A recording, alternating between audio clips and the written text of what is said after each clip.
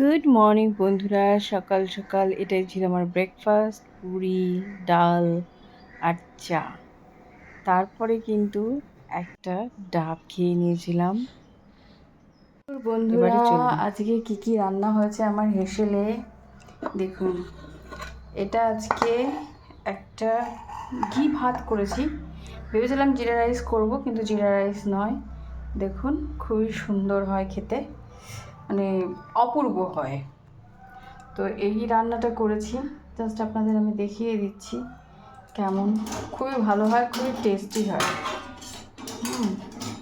তো ঝুরঝুরে একদম ঘি ভাত।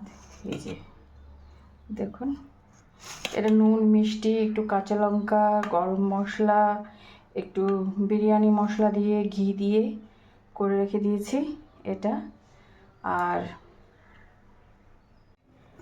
দেখুন, রুটি আছে আর একটা পরোটা আছে। সকালবেলার ব্রেকফাস্ট হয়েছিল তো। আর এখানে হচ্ছে একটু তরকারি, মানে ডাল টাইপের আছে তো এটা। আর গরুর দুধ জাল দিয়ে রেখেছি, দেশি গরুর দুধ। আর এখানে আজকে দেশি মুরগির মাংস রান্না করেছি। একটু কর্তামশাই বাইরে গেছে আজকে।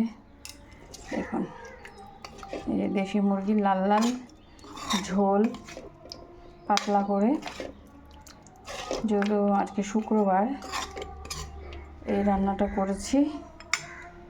আর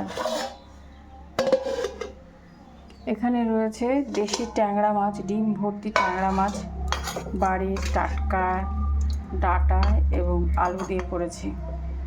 আমার কিন্তু সম্পূর্ণ কাজকর্ম কমপ্লিট হয়ে গেছে। ডিম ভর্তি, দেখেছেন, দেশি ট্যাংরা মাছ। মাছওয়ালা দাদা দিয়ে গেছিলো। আর কিচেন গার্ডেন থাকলে না সুবিধা হয়।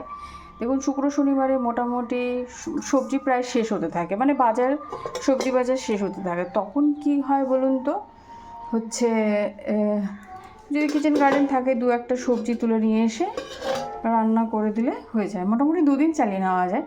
শুক্র শনি, যেমন কালকে কিচেন গার্ডেন থেকে লাউ, কাঁচা টমেটো, লাউয়ের ডোকা, লাউয়ের পাতা, এগুলো তুলবো, হয়ে যাবে। তো ভিডিওটা ভালো লাগলে অতি অবশ্যই লাইক, শেয়ার, সাবস্ক্রাইব করবেন, চ্যানেলের সাথে থাকবেন, পাশে থাকবেন। আজ এই পর্যন্তই, টাটা।